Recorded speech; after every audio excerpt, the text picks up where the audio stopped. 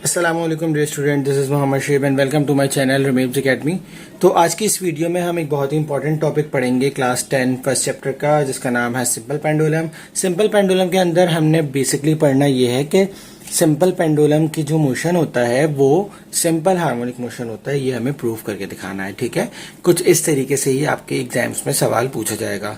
तो स्टार्ट करते हैं। सबसे पहले सिंपल पेंडुलम होता क्या है। According to your book definition कुछ यूं है, लेकिन मैं ये कहता हूं कि सिंपल पेंडुलम की ये तो ये कंसिस्ट बता रहे हैं ना, मतलब कंस्ट्रक्शन बता रहे हैं कि सिंपल पेंडुलम इस चीज पे कंसिस्ट करता है। लेकिन सिंपल पेंडुलम बेसिकली खुद क्या है, तो सिंपल पेंडुलम होता क्या है कि every rigid body which oscillate is called pendulum.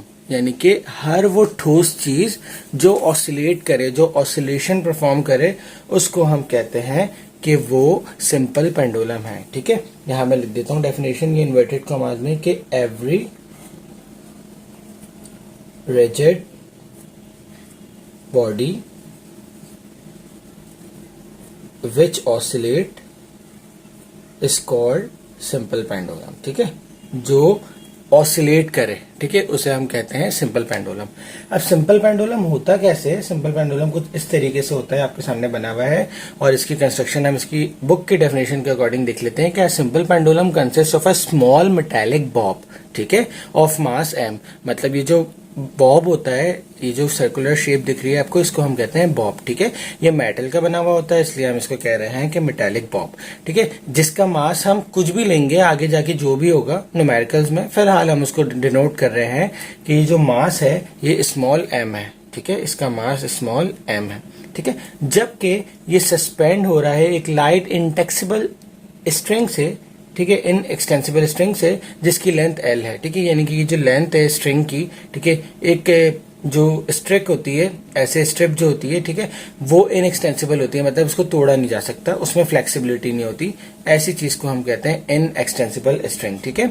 In extensible कहते हैं, और स्ट्रिंग है जो कहते हैं इन एक्सटेंसिबल स्ट्रिंग, ठीक है, जिसकी लेंथ है हमारे पास L। अब वही आगे जाके न्यूमेरिकल्स में लेंथ इसकी चेंज होती रहेगी। Fix at its upper and, ठीक है, जो कि फिक्स हुआ हुआ है इसके अपर एंड से। अब ये जो शेप बनी हुई है ना, ये नहीं है पेंडुलम, जस्ट ये है जो सेंटर वाला दिख रहा है आपको, ठीक है, ये आपका पेंडुलम है। ये इन एक्सटेंसिबल स्ट्रिंग है जिसकी लेंथ L है, ठीक है। ये इसका बॉब है जिसका मास m है, ठीक है। अब सिंपल पेंडुलम की जो मोशन होती है वो सिंपल हार्मोनिक मोशन होती है। इसको प्रूव करने के लिए हमें सिंपल हार्मोनिक मोशन पता होना चाहिए कि क्या होता है, जो कि हमने स्टडी भी किया था। अगर आपको याद हो, सिंपल हार्मोनिक मोशन क्या होता था कि सिंपल हार्मोनिक मोशन की 3 कंडीशंस होती थी। सबसे पहले तो वो ऑसिलेशन या ऑसिलेटरी मोशन परफॉर्म करेगा, ठीक है, जो कि ये कर रहा है, ठीक है। इसका जो एक्सेलरेशन होगा, बॉडी का एक्सेलरेशन होगा, वो उसके मीन पोजीशन की तरफ होगा डायरेक्ट, ठीक है, डायरेक्ट होगा उसके मीन पोजीशन पे, ठीक है। और इसके अंदर जो एक्सेलरेशन प्रोड्यूस होगा वो क्या होगा, डायरेक्टली प्रोपोर्शनल होगा उसके डिस्टेंस के, डिस्प्लेसमेंट के। जितना हम उसको दूर करेंगे उतना ज्यादा उसके अंदर एक्सेलरेशन पैदा होगा, जिसकी मैथमेटिकल एक्सप्रेशन कुछ यूं हमने स्टडी की थी कि -x, वेयर माइनस रिप्रेजेंट के रिवर्स डायरेक्शन में आ रहा है, x रिप्रेजेंट इसका डिस्प्लेसमेंट और a एक्सेलरेशन। तो ये कुछ मैथमेटिकल एक्सप्रेशन होती है हमारे सिंपल हार्मोनिक मोशन की, ठीक है। तो हम ये चीज प्रूव करेंगे सिंपल पेंडुलम के अंदर भी, ठीक है। तो चलिए स्टार्ट करते हैं। इसकी छोटी सी एक डेरिवेशन है, आपकी बुक में नहीं लिखी हुई, लेकिन बुक में आपके क्वेश्चन ये सवाल पूछा जाता है, एग्जाम्स में ये सवाल पूछा जाता है कि सिंपल पेंडुलम की जो मोशन है, सिंपल हार्मोनिक मोशन है, इसको प्रूव करके बताएं, ठीक है। तो सबसे पहले हम कुछ बातें करेंगे जिसको हमें यहाँ लिखना है, ठीक है। जो मैं बोल रहा हूँ वो आप अपनी कॉपी में जो है वो लिख लें, ठीक है। यहाँ पर नहीं लिखेंगे, थोड़ा सा टाइम जो है हम लोगों का लगेगा। तो मैं जो बोल रहा हूँ आप लोग इसको अपने पास कॉपी में लिख लें। उसके बाद मैं यहाँ पर जो मैथमेटिकल डेरिवेशंस कराऊंगा, यहाँ पर स्टार्ट करूंगा, तो वो आप लोग जो है वो यहाँ से कॉपी कर सकते हैं, ठीक है।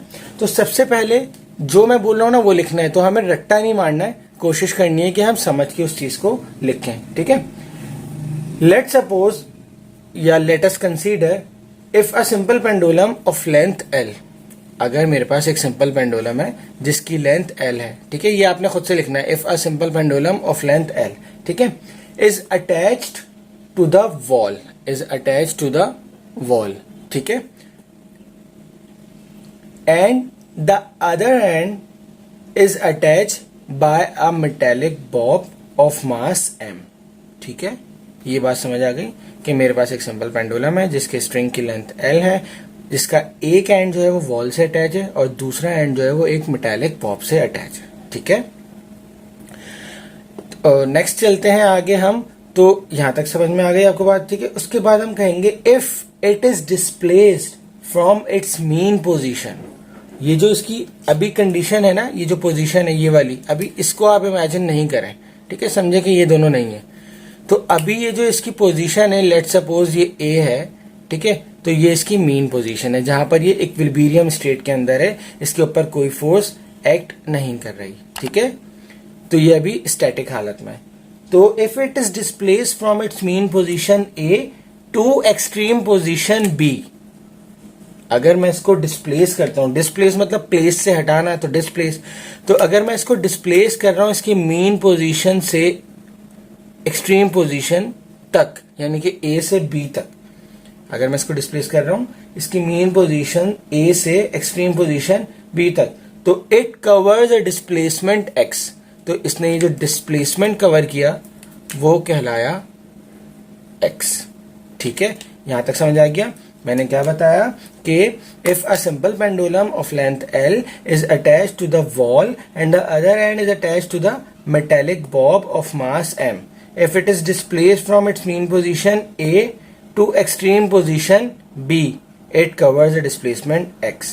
ठीक है, अब यहां पर जो बॉब के ऊपर यानी मेटालिक बॉब के ऊपर जो फोर्स लग रही है वो इसका क्या है, वेट है। वो इसका क्या है, वेट है। The force which is acting, या फिर the weight of the pendulum W is equal to mg। ठीक है, W is equal to mg। यहां पर बॉडी का वेट होगा ना, जाहिर बात है वो ग्रेविटी के अंदर मौजूद है तो इसका वेट होगा। ठीक है, तो यहां पर जो बॉडी का वेट है जो कि कहलाता है W और उसका फॉर्मूला होता है mg। ठीक है, इसको हम इसके रेक्टेंगुलर कंपोनेंट्स में रिजॉल्व करेंगे। ठीक है, अगर आपने पहले वेक्टर्स के जो है वो पढ़ा हो तो वेक्टर्स में हम क्या करते हैं कि अगर हमारे पास कोई फोर्स वगैरह दी जाती है तो हम उसको उसके रेक्टेंगुलर कंपोनेंट्स में ब्रेक करते हैं। ठीक है, और एक कहलाता है कॉस थीटा की टर्म में, एक कहलाता है साइन थीटा की टर्म में। जो एक्स एक्सिस के अलोंग होता है वो कॉस, जो वाई एक्सिस के अलोंग होता है वो साइन। ठीक है, तो यहां पर जो इसका बॉडी का वेट है ये डिवाइड हो जाएगा या ये कन्वर्ट हो जाएगा या ये ब्रेक हो जाएगा, रिजॉल्व हो जाएगा किसमें, इसके रेक्टेंगुलर कंपोनेंट में। यानी कि वेट इसका क्या है, W is equal to mg, यानी कि इसका वेट क्या है, W is equal to mg। तो अगर मैं इसका रिजॉल्व करूंगा रेक्टेंगुलर कंपोनेंट में तो ये कुछ इस तरीके से होगा। ये वाला कहलाएगा आपका mg cos थीटा और ये कहलाएगा आपका आपका mg sin थीटा। ठीक है, यानी कि एक डायरेक्शन आपकी डाउनवर्ड होगी और एक डायरेक्शन कुछ इस तरीके से होगी। ठीक है, और यहाँ पर जाहिर बात है दोनों एंगल बना रहे होंगे थीटा, और एक एंगल यहाँ पर भी बन रहा है आपका थीटा। ठीक है, तो W जो है आपका जो वेट है तो ये वो दो हिस्सों में आपका ब्रेक हो गया। That is mg cos theta and mg sin theta. ठीक है, तो हम वही चीज लिखेंगे पूरी कि एक सिंपल पेंडुलम है जिसके स्ट्रिंग की लेंथ L है, मेटालिक बॉब है जिसका मास m है, एक वॉल से अटैच है, दूसरा एक हैंड से अटैच है। जब उसको हम डिस्प्लेस करते हैं इसकी मीन पोजीशन से एक्सट्रीम पोजीशन पे तो वो डिस्प्लेसमेंट कवर करता है x। उसके बाद क्या मैं बताया, the weight of a bob that is W is equal to mg is resolve into its rectangular component that is mg cos theta and mg sin theta. यहां तक समझ आ गया। ठीक है, अब यहां से थोड़ी सी चेंजिंग आएगी। वो क्या कि आप देख रहे हैं कि जो स्ट्रिंग होता है या जो तार होता है या जो धागा होता है, रोप होती है, जो भी होता है, उसके अंदर जो फोर्स लग रही होती है उसको हम कहते हैं टेंशन। क्या कहते हैं, टेंशन, जिसको हम कैपिटल T से रिप्रेजेंट करते हैं। तो यहाँ पर चूंकि स्ट्रिंग है तो जाहिर बात है एक फोर्स अगर इस डायरेक्शन में लग रही है इसकी, ये वाली mg cos थीटा वाली, तो एक टेंशन भी तो है। तो hence tension and mg cos theta, यानी कि जो वेट का एक और कंपोनेंट है अलोंग एक्स एक्सिस। ठीक है, वो क्या कर रहा है, एक दूसरे को कैंसिल आउट कर रहा है। क्या कर रहा है, कैंसिल आउट कर रहा है। हेंस अब मैं यहां से लिखवा रहा हूं। ठीक है, hence mg cos theta and tension in the string, tension को स्मॉल से लिखा है मैंने, tension in the string cancelled each other, ठीक है। तो जो ओनली फोर्स इसके ऊपर लग रही है वो कौन सी है, mg sin थीटा। तो हम यहां लिखेंगे the only force acting on it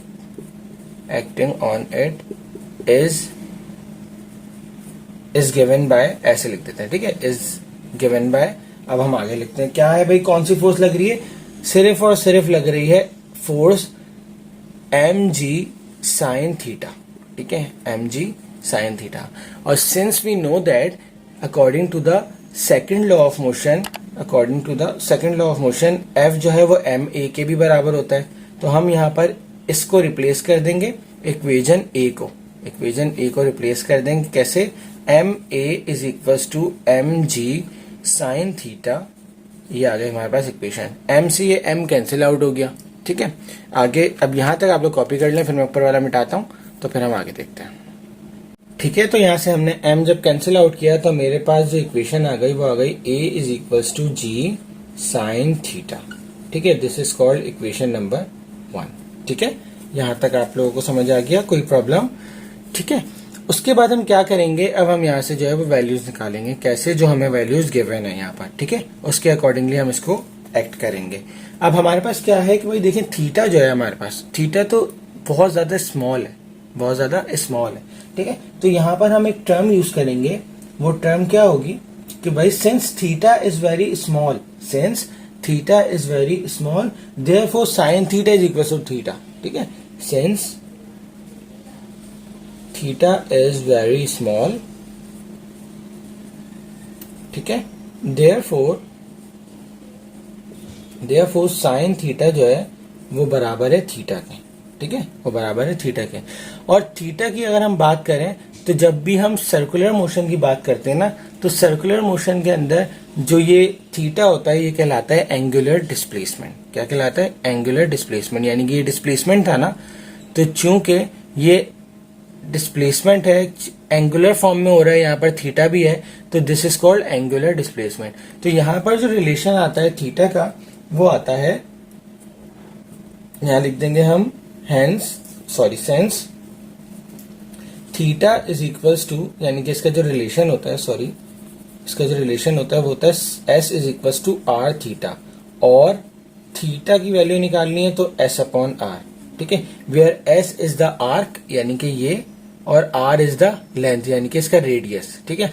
अगर हम इस मोशन को ऐसे ड्रॉ करते हैं पूरा, तो ये एक सर्कुलर पाथ बनेगा ना, तो जब सर्कुलर पाथ बनेगा तो ये इसका ओरिजिन आएगा, मतलब सेंट्रल पॉइंट आएगा, और ये सेंट्रल पॉइंट से लेकर कॉर्नर तक का डिस्टेंस सर्कल के क्या कहलाता है, रेडियस, ठीक है। तो ये रेडियस जो है वो अभी फिलहाल किसके बराबर है, लेंथ के बराबर। देयरफॉर हम यहाँ पर रिप्लेस कर देंगे s को x से, ठीक है, s यानी आर्क यानी कि डिस्टेंस यानी कि displacement, and r equals to l, ठीक है। तो देयरफॉर ये जो ऊपर वाली इक्वेशन है हमारे पास, theta is equals to s upon r, ये हमारे पास आ गई x अपॉन l, ऑलराइट, समझ आ गया। तो यहां पर x अपॉन l, थीटा की वैल्यू आ गई, तो साइन थीटा को हम लिख सकते हैं कि since sine theta is equals to x over l, ठीक है, समझ आया। तो यहाँ पर हमने साइन थीटा की वैल्यू निकाल ली। अब हम इस साइन थीटा की वैल्यू को पुट करेंगे इक्वेशन नंबर 1 में। तो यहाँ हम लिखते हैं कि putting the value of sine theta in equation 1, ठीक है, ये वाली इक्वेशन 1 में। तो ये हमारे पास इक्वेशन आ जाएगी a is equal to g x over l, ठीक है। अब यहाँ पर x चूंकि डिस्प्लेसमेंट है और डिस्प्लेसमेंट चेंज हो सकता है इस कंडीशन में, कभी मैं इसको डिस्प्लेस करूं यहां तक, कभी यहां तक, कभी यहां तक, तो इसलिए मैं x को अलग कर लेता हूं, l को मैं चेंज नहीं कर सकता, लेंथ तो इसकी फिक्स है, तो इसलिए लेंथ को यहाँ पर जो फिक्स वैल्यूज है उनको एक साथ लिख देते हैं। तो a is equal to g over l, ठीक है, इनटू x। अब आपको पता है कि g और l जो है वो कांस्टेंट टर्म है इस केस के अंदर, ठीक है। तो यहां पर हम इसको ऐसे कन्वर्ट कर सकते हैं ना कि a is equal to constant A is equals to constant into X, ठीक है। और जब भी हम इक्वल्स टू और कांस्टेंट का साइन हटाते हैं तो हमारे पास जो साइन आता है वो कहलाता है प्रोपोर्शनल का, ठीक है। तो a is directly proportional to x, ठीक है। अब यहां पर हमारे पास सिंपल पेंडुलम की डेरिवेशन तो इक्वेशन तो आ गई, हमारे पास मैथमेटिकल एक्सप्रेशन तो आ गई, सिर्फ क्या रह गया माइनस साइन। और माइनस साइन जो है हम इस फैक्ट के अकॉर्डिंग लगाएंगे, हम यहाँ पॉइंट लिखेंगे कि hence the motion of a simple pendulum, ठीक है, is back to its mean position, ठीक है, is reverse to its mean position. जाहिर बात है जब मैं इसको यहां पर लेके जाऊंगा, जब इसको मैं ड्रॉप करूंगा तो ये आगे जाने के बजाय वापस पीछे आएगा, तो इसलिए हम यहाँ पर माइनस साइन रिप्रेजेंट करेंगे। क्या करेंगे? माइनस साइन रिप्रेजेंट करेंगे। समझ आ रही है ना? क्योंकि देखें ये पीछे की तरफ हम आगे की तरफ फोर्स लगा रहे हैं, ये पीछे की तरफ इसका एक्सेलरेशन आ रहा है, तो since the acceleration of a pendulum is directed towards the mean position, therefore is directed towards the mean position, therefore a is directly proportional to minus x. Hence, फिर यहाँ पर हम रिजल्ट लिखेंगे कि hence the motion of a simple pendulum, hence the motion of a simple pendulum is simple harmonic motion proved. ठीक है जी, यहां से समझ आ गया। तो यही आपके एग्जाम में पूछा जाएगा। इसके अलावा आपको एक टाइम पीरियड की भी डेरिवेशन अब आगे जाके निकालेंगे। यहाँ पर आपको सिर्फ ये गिवन है, सिर्फ आपको ये बताना है कि भाई टाइम पीरियड होता क्या है। फॉर्मूले में आपको यूज करना है क्योंकि आपको न्यूमेरिकल्स करने हैं अभी। तो टाइम पीरियड जो होता है सिंपल पेंडुलम का वो होता है 2 pi under root L over जी।